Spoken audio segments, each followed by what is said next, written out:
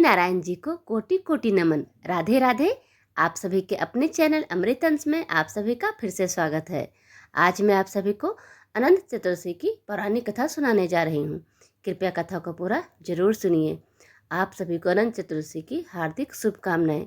Please channel को subscribe, like, comment, share जरूर कर दें। हिंदू धर्म में अनंत चतुर्दशी का बड़ा महत्व है। इसे अनंत चौदस के नाम से भी जाना जाता है। इस दिन भगवान विष्णु के अनंत रूपों की पूजा की जाती है। अनंत चतुर्दशी तिथि की शुरुआत 6 सितंबर को सुबह 3:15 पर होगी और 7 सितंबर को मध्य रात्रि 1:42 पर समाप्त होगी। ऐसे में उदया तिथि के अनुसार 6 सितंबर को ही अनंत चतुर्दशी का पर्व मनाया जाएगा। अनंत चतुर्दशी के दिन पूजा के लिए शुभ समय दिन भर है। साधक किसी समय स्नान ध्यान कर लक्ष्मी नारायण जी की पूजा कर सकते हैं। पूजा का शुभ समय सुबह 6:02 से देर रात 1:41 तक है। विष्णु जी को 14 गांठों वाला रक्षासूत्र अर्पित करें। 14 गांठों में 14 देवताओं का स्थान माना जाता है। इस व्रत में भगवान विष्णु जी के 14 रूपों का पूजन होता है। अनंत सूत्र को षोडशोपचार का पूजन करें।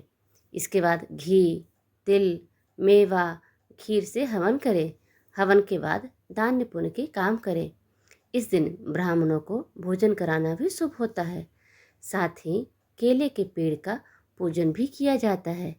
धार्मिक मान्यताओं के अनुसार अनंत चतुर्दशी के दिन विधि विधान से भगवान विष्णु की पूजा करने से जीवन की सभी बाधाएं दूर होती है। इस पावन दिन लोग व्रत रखते हैं, व्रत कथा पढ़ते हैं और अनंत सूत्र पीला धागा बांधते हैं। अनंत चतुर्दशी के दिन भगवान विष्णु की पूजा अर्चना की जाती है। मान्यता है कि इस दिन विष्णु जी की पूजा अर्चना करने से सुख समृद्धि की प्राप्ति होती है। वहीं इस दिन अनंत सूत्र बांधने की परंपरा है, जिसमें कुल 14 गांठ होती है। इन 14 गांठों को 14 लोकों के साथ जोड़कर देखा जाता है और इस पूजा को अनंत फल देने वाला माना जाता है। जिसमें 14 गांठें होती हैं। ज्योतिषों के अनुसार अनंत सूत्र की 14 गांठें भूलोक, भुवलोक, स्वलोक, महलोक, जनलोक, तपोलोक, ब्रह्मलोक, अतल, वितल, सतल, रसातल, तलातल, महातल और पाताल लोक का प्रतीक है। धार्मिक मान्यता है कि पूजा के बाद महिलाओं को बाएं हाथ की बाजू में अनंत सूत्र बांधना चाहिए। वहीं पुरुषों को दाएं हाथ के बाजू में अनंत सूत्र बांधना चाहिए। रक्षा सूत्र पहनते समय ओम अनंताय नमः का मंत्र का जाप कर सकते हैं। उन्होंने कहा है कि अनंत चतुर्दशी के व्रत के पुण्य का क्षय नहीं होता। अनंत चतुर्दशी के दिन शयन कर रहे भगवान विष्णु का पूजन किया जाता है। माना जाता है कि इस दिन व्रत रखने से मिलने वाला पुण्य कभी समाप्त नहीं होता। इस व्रत से सभी संकटों से मुक्ति मिल जाती है। अनंत चतुर्दशी के दिन पूजा करने से दाम्पत्य जीवन खुशहाल रहता है। साथ ही गुरु दोष से मुक्ति मिलती है। एक बार महाराज युधिष्ठिर ने राजसूय यज्ञ किया। उस समय यज्ञ मंडप का निर्माण सुंदर तथा ही अद्भुत भी था। वह यज्ञ मंडप इतना मनोरम था कि जल व थल की भिन्नता प्रतीत ही नहीं हो रही थी। जल में स्थल तथा स्थल में जल की भांति प्रतीत होती थी। बहुत सावधानी करने पर भी बहुत से व्यक्ति उस अद्भुत मंडप में धोखा खा चुके थे। एक बार कहीं से टहलते टहलते दुर्योधन भी उस यज्ञ मंडप में आ गए और एक तालाब को स्थल समझ उसमें गिर गए। द्रौपदी ने यह देखकर अंधों की संतान अंधी कहकर उनका उपहास किया। इससे दुर्योधन चिढ़ गए। वह बात उनके हृदय में बाण समान लगी। उसके मन में दोष उत्पन्न हो गया और उसने पांडवों से बदला लेने की ठान ली। उसके मस्तिष्क में उस अपमान का बदला लेने के लिए विचार उपजने लगे। उसने बदला लेने के लिए पांडवों को धृतकीड़ा में हराकर उस अपमान का बदला लेने की सोची। उसने पांडवों को जुए में पराजित कर दिया। पराजित होने पर प्रतिज्ञा अनुसार पांडवों को 12 वर्ष के लिए वनवास भोगना पड़ा। वन में रहते हुए पांडव अनेक कष्ट रहते रहे।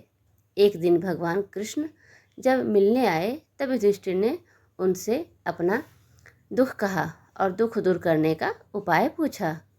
तब श्री कृष्ण ने कहा, हे युधिष्ठिर, तुम विधि पूर्वक अनंत भगवान का व्रत करो। इससे तुम्हारा सारा संकट दूर हो जाएगा और तुम्हारा खोया राज्य पुनः प्राप्त हो जाएगा। श्री कृष्ण जी ने उन्हें कथा सुनाई। प्राचीन काल में सुमंत नाम का एक नेक तपस्वी ब्राह्मण था। उसकी पत्नी का नाम दीक्षा था। उसकी एक परम सुंदरी, धर्मपरायण तथा ज्योतिर्मयी कन्या थी जिसका नाम सुशीला था। सुशीला जब बड़ी हुई तो उसकी माता दीक्षा की मृत्यु हो गई। पत्नी के मरने के बाद सुमंत ने कर्कशा नामक स्त्री से दूसरा विवाह कर लिया। सुशीला का विवाह ब्राह्मण सुमंत ने कौंडिन्य ऋषि के साथ कर दिया। विदाई में कुछ देने के बाद बात पर कर्कशा ने दामाद को कुछ ईंटें और पत्थरों के टुकड़े बांध कर दे दिए। कौंडिन्य ऋषि दुखी होकर अपनी पत्नी को लेकर अपने आश्रम की ओर चल दिए, परंतु रास्ते में ही रात हो गई। वे नदी तट पर संध्या करने लगे। सुशीला ने देखा वहाँ पर बहुत सी स्त्रियाँ सुंदर वस्त्र धारण कर किसी देवता की पूजा कर रही थी। सुशीला के पूछने पर उन्होंने विधि पूर्वक अनंत व्रत की महत्ता बताई। सुशीला ने वही इस व्रत का अनुष्ठान किया और 14 गांठों वाला डोरा हाथ में बांधकर ऋषि कौंडिन्य के पास आ गई। कौंडिन्य ने सुशीला से डोरे के बारे में पूछा तो उसने सारी बात बता दी। उन्होंने डोरे को तोड़कर अग्नि में डाल दिया। इससे भगवान अनंत जी का अपमान हुआ। परिणामतः ऋषि कौंडिन्य दुखी रहने लगे। उनकी सारी संपत्ति नष्ट हो गई। इस दरिद्रता का उन्होंने अपनी पत्नी से कारण पूछा तो सुशीला ने अनंत भगवान को डोरा जलाने की बात कही। पश्चाताप करते हुए ऋषि कौंडिन्य अनंत डोरे की प्राप्ति के लिए वन में चले गए। वन में कई दिनों तक भटकते भटकते निराश होकर एक दिन भूमि पर गिर पड़े। तब अनंत भगवान प्रकट होकर बोले, हे कौंडिन्य, तुमने मेरा तिरस्कार किया था, उसी से तुम्हें इतना कष्ट भोगना पड़ा। तुम दुखी हुए। अब तुमने पश्चाताप किया है, मैं तुमसे प्रसन्न हूँ। अब तुम घर जाकर विधि पूर्वक अनंत व्रत करो। 14 वर्ष पर्यंत व्रत करने से तुम्हारा दुख दूर हो जाएगा। तुम धन्य धान्य से संपन्न हो जाओगे। कौंडिन्य ने वैसा ही किए और उन्होंने सारे कलेशों से मुक्ति मिल गई। श्री कृष्ण जी की आज्ञा से युधिष्ठिर ने भी अनंत भगवान का व्रत किया, जिसके प्रभाव से पांडव महाभारत के युद्ध में विजयी हुए तथा चिरकाल तक राज्य करते रहे।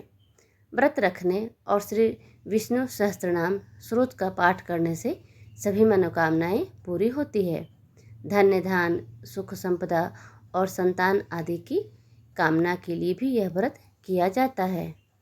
कथा सुनने के लिए आप सभी का बहुत बहुत धन्यवाद। प्लीज़ आप लोग अपना साथ ऐसे ही बनाए रखें और मैं आप सभी के लिए कथा और गीत ऐसे ही लाते रहूँगी। आप सभी का साथ बहुत ही ज़रूरी है। कृपया चैनल को सब्सक्राइब, लाइक, कमेंट, शेयर ज़रूर कर दें। धन्यवाद।